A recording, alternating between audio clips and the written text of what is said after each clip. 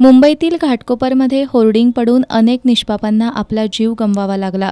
त्यामुळे आता राज्यभर अशा होर्डिंग्जबाबत सतर्कता बाळगली जाते।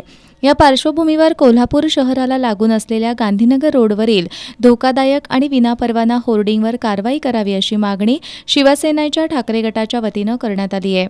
जिल्हा परिषदेचे उपमुख्य कार्यकारी अधिकारी अरुण जाधव यांना या मागणीचं निवेदन देण्यात आलं। गांधीनगर ही पश्चिम महाराष्ट्रातील सर्वात मोठी कापड व्यापारपेठ आहे। याशिवाय इथं अन्य जीवनावश्यक वस्तूंची होलसेल आणि रिटेल बाजारपेठ आहे।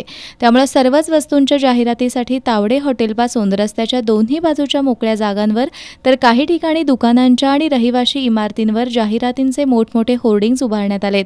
यापैकी अनेक होर्डिंग्ज हे छोट्या इमारतींवर उभारण्यात आले असून बहुतांश होर्डिंग्ज विनापरवाना असल्याचा आरोप शिवसेना ठाकरे गटाच्या शिष्टमंडळानं केलाय।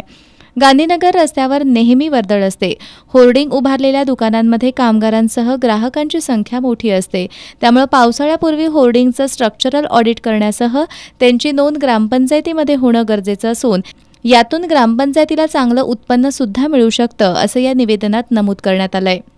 यावेळी ठाकरे गटाचे करवीर तालुका प्रमुख राजू यादव, उपजिल्हा प्रमुख अवधूत साळोखे, उपजिल्हा प्रमुख पोपट दांगट, समन्वयक विक्रम चौगुले, कामगार सेना जिल्हा प्रमुख राजू सांगावकर, उपतालुका प्रमुख राहुल गिरुले आदी उपस्थित होते।